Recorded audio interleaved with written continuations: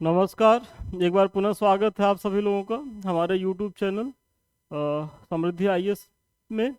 और आज हम जो है वो क्वेश्चन करने वाले हैं। ये जीएस पेपर 4 से संबंधित आपका प्रश्न है। और जो प्रश्न है कि बुद्ध की कौन कौन सी शिक्षाएं आज भी सर्वाधिक प्रासंगिक है और क्यों, स्पष्ट करें। तो ये एक बहुत ही महत्वपूर्ण प्रश्न है। तो आइए देखते हैं इसका फॉर्मेट क्या रहने वाला है। देखिए, सबसे पहले हर बार की तरह आपको एक छोटी सी भूमिका लिखनी है। और भूमिका में, क्योंकि ये 8 अंक का प्रश्न है, तो आपको इसमें बहुत ज़्यादा भूमिका में शब्द खर्च करने की ज़रूरत नहीं है। भूमिका में आप इतना ही बता दीजिए कि बौद्ध धर्म के संस्थापक महात्मा बुद्ध थे, जिन्होंने अपने विचारों से संपूर्ण मानव सभ्यता को एक नई राह दिखाई, जो आज भी प्रासंगिक बने हुए हैं। मतलब जो बुद्ध की शिक्षाएं हैं वो आज भी प्रासंगिक बने हुए हैं। बस इससे ज़्यादा भूमिका में शब्द खर्च करने की जरूरत नहीं है। अब बुद्ध की प्रमुख शिक्षाएं एवं उनकी प्रासंगिकता। देखिए, प्रश्न आपका इस पे पूछा गया है तो आप उतर जाए। तो जो सबसे पहली शिक्षा है वो है बुद्ध की अहिंसा की। और अगर जो बुद्ध ने जो अहिंसा का सिद्धांत दिया था, यदि आज उसकी प्रासंगिकता की तुलना करें, मतलब उसका मूल्यांकन करें, तो आप पाएंगे कि वर्तमान समय में बढ़ती हिंसा को रोकने के लिए बुद्ध का अहिंसावादी सिद्धांत महत्वपूर्ण भूमिका निभा सकती है। अहिंसा के मार्ग पर चलते हुए यदि युद्धों का अंत हो जाए तो उस पर खर्च होने वाले राशि का जन कल्याणकारी उपयोग हो सकता है। आप देख रहे होंगे कि इस समय कमोबेश पूरी दुनिया जो है वो कहीं न कहीं हिंसाग्रस्त है। कहीं दो देश आपस में लड़ रहे हैं, कहीं दो समाज आपस में लड़ रहे हैं, कहीं दो धर्म के लोग आपस में लड़ रहे हैं, कहीं नक्सलवाद की समस्या है, कहीं उग्रवाद की समस्या है। तो ये सारी समस्याओं को यदि बुद्ध के अहिंसा वाले सिद्धांत को अपनाया जाए तो उससे निदान पाया जा सकता है। और साथ ही साथ ये हिंसा में जो खर्चे होते हैं, आप उदाहरण लीजिए रूस और यूक्रेन का। सोचिए कितने लंबे समय से, 1.5 साल से ज़्यादा करीब करीब समय हो गया युद्ध चल ही रहा है। और उसमें कितनी ज़्यादा जो है वो जान की तो क्षति हो ही रही है, साथ ही साथ माल मतलब धन की भी क्षति हो रही है। और अगर वही धन को अगर युद्ध ना होता तो उस धन का जो उपयोग होता वो हेल्थ के सेक्टर में होता, एजुकेशन सेक्टर में होता। तो इससे जो है मानव की जो वास्तविक उपलब्धियां हैं वो उससे प्राप्त होती। तो वही चीजें हैं कि यदि बुद्ध की अहिंसा के सिद्धांत को अपनाया जाए तो ये लाभ हो सकता है। फिर दूसरा, अपरिग्रह का सिद्धांत। अब अपरिग्रह के तहत देखेंगे कि आज का जो विश्व है वो भौतिकतावादी मार्ग पर चलते हुए अत्यधिक धनार्जन की ओर मुड़ गया है, जो अपने उत्पादन के क्रम में पर्यावरण एवं जैव मंडल को भी नष्ट कर रहा है। मतलब जो आज की हमारी जो वर्तमान संस्कृति है वो भौतिकतावादी संस्कृति है। मतलब हम जो है भौतिक चीजें, जैसे बहुत महंगी गाड़ी, बहुत महंगा घर, विलासिता की सामग्रियों के पीछे हम अंधाधुंध खर्चा कर रहे हैं। और हम अपने जीवन का जो है एक तरीके से साध ही इन्हीं भौतिक चीजों को बना लिए हैं, जबकि वास्तविक साध्य तो ये है नहीं। लेकिन हम अज्ञानतावश क्या है कि इसको पाने के लिए परेशान रहते हैं। तो वही है कि अगर अपरिग्रह के सिद्धांत को अपनाया जाए तो अब यही बुद्ध कहते हैं कि बुद्ध के बताए आर्थिक जीवन की ओर अगर हम मुड़े तो न सिर्फ विश्व की समस्याओं से बच सकते हैं, बल्कि उपभोक्ता का शिकार होता मनुष्य अपने व्यक्तित्व विहीनता से भी बच जाएगा। मतलब ये उपभोक्तावादी जो हम संस्कृति को अपना रहे हैं उससे एक तरीके से जो हमारा है वो व्यक्तित्व प्रभावित हो रहा है, क्योंकि हमारा मूल स्वभाव तो ये नहीं था। हमारा मूल स्वभाव तो कतई नहीं था कि हम दूसरों का शोषण करके जय मंडल को क्षति करके अपने लाभ लोभ के लिए काम करें। ये तो हमारा मूल स्वभाव नहीं है। और मूल स्वभाव को हम कैसे प्राप्त कर सकते हैं, तो वो बुद्ध के अपरिग्रह के सिद्धांत के, मतलब जिसमें ये कहा गया है कि धन का अत्यधिक संचय नहीं होना चाहिए, धन का उतना ही संचय आप करें जिससे आपका जीवन यापन हो सके। तो ये दूसरा पॉइंट हो गया। फिर सबसे महत्वपूर्ण बुद्ध की शिक्षाओं में एक है मध्यम मार्ग। और मध्यम मार्ग मैं इसलिए क्यों महत्वपूर्ण कह रहा हूं, अभी आपको समझ में आएगा। देखिए, आज की तिथि में विश्व की एक समस्या अतिवाद की भी है, जो कभी पूंजीवाद, तो कभी मार्क्सवाद, तो कभी नक्सलवाद या फांसीवाद, अथवा धार्मिक उन्माद पर आधारित आतंकवाद आदि का रूप धारण करके देश दुनिया को कई स्तरों पर संकटग्रस्त करता रहा है।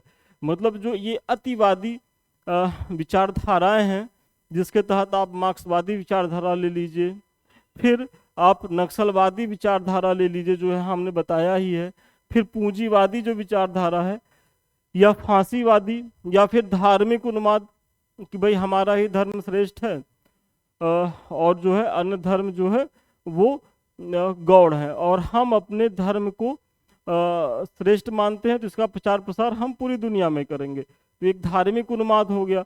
इसी तरीके से अगर कोई मार्क्सवादी विचारधारा का है, तो वो पूंजीवादी विचारधारा को तो ऐसे खंडित करता है कि मतलब वो तो कितना निकृष्ट धारा है, और अपने को श्रेष्ठ बताता है। तो वही पूंजीवाद जो है वो मार्क्सवाद की आलोचना करता है, और इससे जो है देश दुनिया व्यापक स्तर पर प्रभावित रही। तो वही अगर अतिवाद, ये अतिवाद ही है कि भाई अपने को श्रेष्ठ मानना और दूसरे की चीजों को एकदम से खारिज कर देना। भाई समस्याएं सब में होती हैं, अच्छाइयाँ सब में होती हैं। कोई भी विचारधारा पूरी तरीके से बहुत बेहतर नहीं हो सकती। ऐसा है नहीं कि उसमें कोई सीमाएं ना हो, या कोई बहुत खराब नहीं हो सकती। यदि मार्क्सवाद में कुछ अच्छाइयाँ हैं तो उसकी बहुत सी कमियां भी हैं, पूंजीवाद में बहुत सी अच्छाइयाँ हैं तो उसमें भी कुछ कमियां हैं। तो ये सारी चीजें हैं।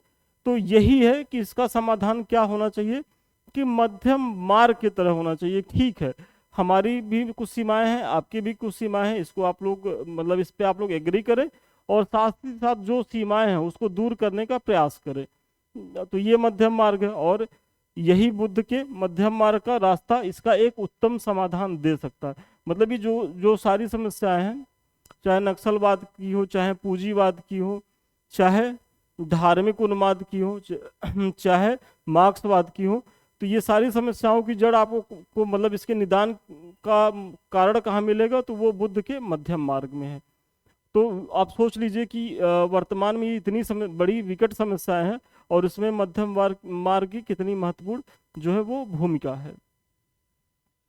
चलिए, आगे बढ़ने से पहले एक महत्वपूर्ण सूचना। आप सभी जान रहे होंगे कि मुख्य परीक्षा चूंकि आप लोगों का अभी थोड़ा सा लेट है, और प्रीलिम्स भी अक्टूबर लास्ट में है, तो अभी जो है कुछ समय आप लोगों के पास बचा हुआ है, एटलीस्ट 2 महीना, कि आप लोग अपने मुख्य परीक्षा को साथ साथ तैयार कर लें। और इसी के संदर्भ में हमारे संस्थान द्वारा भी जीएस पेपर 4 और 5-6 के बैच चल रहे हैं। अधिक जानकारी के लिए 7303307507 पे संपर्क करें। ऑफिस के लोग इस पे बेहतर बताएंगे। हम इतना ही यहाँ बताएंगे आपको कि इसके माध्यम से आपको डेली जो है 2 क्वेश्चन मिलेंगे। यदि आप दोनों ज्वाइन करेंगे तो आप daily Monday to Friday 4 question पाएंगे लिखने के लिए, और आप लिख करके देंगे पीडीएफ में। इसी तरीके से पूरा प्रॉपर वे में मूल्यांकन होगा संस्थान द्वारा, जो भी कमियां हैं वो बताई जाएंगी, और फिर सेम डे ही इस तरीके से हमारा मॉडल पेपर भी आपको अवेलेबल करा दिया जाएगा। तो यहाँ हमारा ये प्रयास है इस टेस्ट सीरीज के माध्यम से कि प्रत्येक टॉपिक से जो महत्वपूर्ण क्वेश्चन जिनकी बहुत संभावना है आने की, और कुछ पीवाईक्यू कराते हुए आपके सिलेबस को कवर किया जाए। तो आप इससे जुड़ सकते हैं, इसका लाभ लीजिए, और पीछे नंबर पे संपर्क करें जुड़ने के लिए। तो चलिए फिर अगला जो है पर्यावरण संरक्षण। देखिए, आप सभी जानते हैं कि बुद्ध का जो है वो अहिंसा का जो मार्ग है वो ऐसा नहीं है कि केवल वो मनुष्यों तक ही सीमित था। वो पशु पक्षियों को भी मतलब उनके मारने पे भी वो क्षोभ प्रकट करते हैं। उनका मानना है कि ऐसा काम नहीं करना चाहिए, या पर्यावरण को भी लेकर के उनका एक संतुलित दृष्टिकोण था। तो वही आप इसमें बताइए कि पशुओं के प्रति बुद्ध की करुणा एवं वृक्षों के संरक्षण की दृष्टि वर्तमान समय में बढ़ते जलवायु परिवर्तन को रोकने के लिए काफी कारगर हो सकती है। आज आप सभी इस गर्मी में तो एहसास ही किए होंगे कि कितनी भयंकर गर्मी का सामना करना पड़ रहा है, और इस गर्मी का कारण क्या है, तो कहीं न कहीं मानवीय गतिविधियां ही हैं। हमारे द्वारा ही जो विकास की एक अंधी दौड़ में हम लोग शामिल हो गए हैं, और जिसमें हम पर्यावरण की बहुत ज़्यादा क्षति कर रहे हैं, तो उसी क्षति का ये परिणाम है ग्लोबल वार्मिंग। और वर्तमान समय में देश दुनिया के लिए ग्लोबल वार्मिंग एक बड़ी समस्या के रूप में उत्पन्न हुआ है। और इसका समाधान कहाँ मिल रहा है? तो बुद्ध का जो पर्यावरण संरक्षण का जो दृष्टि है उससे आप पा सकते हैं, क्योंकि बुद्ध जो है वो जीव जंतुओं की हत्या पे निषेध की बात करते हैं, साथ ही साथ पर्यावरण संरक्षण की बात कर रहे हैं, और वो उस समय कर रहे हैं 6ठी शताब्दी ईस्वी पूर्व। सोचिए कि कितने दूरदर्शी थे, और आज उनकी शिक्षाओं का कितना महत्व आपको यहाँ दिखाई दे रहा है। तो ये जो महत्वपूर्ण आज की वैश्विक समस्याएं हैं, और इन समस्याओं का बुद्ध के जो सिद्धांत हैं उसमें किस तरीके से निकाला जा सकता है, वही मैंने बताया है। चाहे वो पर्यावरण को लेकर के समस्या हो, चाहे वो हिंसा को लेकर के समस्या हो, युद्धग्रस्त दुनिया जो आज पूरा हिंसक चपेट में है, आप उसका उल्लेख कर सकते हैं। फिर अपरिग्रह की बात मैंने करी है कि मतलब जो भौतिकतावादी संस्कृति का लोग विकास कर रहे हैं, अत्यधिक धन का संचय कर रहे हैं, तो उसके निदान की बात आप बुद्ध के अपरिग्रह में देख सकते हैं। या फिर मध्यम मार्ग जो सबसे महत्वपूर्ण है, तो वो सारी चर्चा करते हुए आप एक छोटा सा निष्कर्ष दे दें कि यदि मानव बुद्ध के रास्ते पर चले तो उसमें 10 शील एवं अष्टांगिक मार्ग के ऐसे उपाय सामने आते हैं। आप सभी जानते होंगे कि बुद्ध की शिक्षाओं में 10 शील और अष्टांगिक मार्ग का भी सुझाव है। अब ये 10 शील और अष्टांगिक मार्ग यहाँ हम नहीं बताएंगे, ये तो हिस्ट्री ऑप्शनल का एरिया हो गया, और आप लोग मोटा मोटा इसके बारे में जान ही रहे होंगे। तो वही इसमें कहा जा रहा है कि अष्टांगिक मार्ग के ऐसे उपाय सामने आते हैं जो मनुष्य को ज्यादा स्वाभाविक एवं कल्याणकारी बना सकता है। निष्कर्षतः कहा जा सकता है कि आधुनिक विश्व की असंख्य समस्याओं का समाधान बहुआयामी प्रयास से ही निकल सकता है, जिसका एक आयाम निश्चित रूप से नैतिक और बौद्धिक होगा, और जिसका मार्गदर्शन करने में बुद्ध का जो धर्म है वो पर्याप्त रूप से सक्षम है।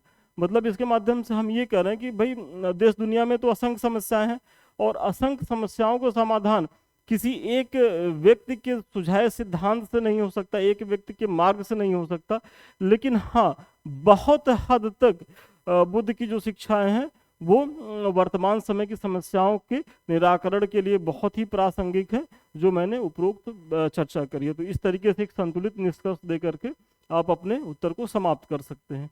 तो आपके प्रश्न का उत्तर यहीं तक था, और अभी जाइएगा नहीं। एक छोटी सी सूचना और है आप लोगों के लिए। देखिए, ये हमारे समृद्धि आईएएस का टेलीग्राम चैनल है। आप लोग इससे इसलिए भी जुड़िए क्योंकि यहाँ आप लोगों को बहुत सी चीज़ें निःशुल्क मिलती रहती हैं, जैसे डेली करंट अफेयर्स या परीक्षा से उपयोगी जो भी जानकारियाँ होती हैं, तो समृद्धि टीम आपको निःशुल्क उपलब्ध कराती है। और ये हमारे 2 चैनल हैं, एक तो समृद्धि आईएएस का यूट्यूब है और दूसरा संदीप मिश्रा ऑफिशियल। आप लोगों ने यदि संदीप मिश्रा ऑफिशियल को जो है वो सब्सक्राइब नहीं किया हो तो इसे भी सब्सक्राइब करें, क्योंकि हम टाइम टू टाइम इस पे भी परीक्षा से उपयोगी बहुत से महत्वपूर्ण जानकारियाँ लेकर के आते रहते हैं। और सबसे लास्ट में 7303307507 ये हमारे ऑफिस का नंबर है। आप यहाँ संपर्क करें हमारे किसी भी बैच से जुड़ने के लिए, या आपकी कोई भी क्वेरी हो तो आप यहाँ फ़ोन कर सकते हैं। तो चलिए, आज के लिए इतना ही। पुनः मिलते हैं नए वीडियो में नए क्लास के साथ। तब तक के लिए धन्यवाद, शुभकामनाएं आपको।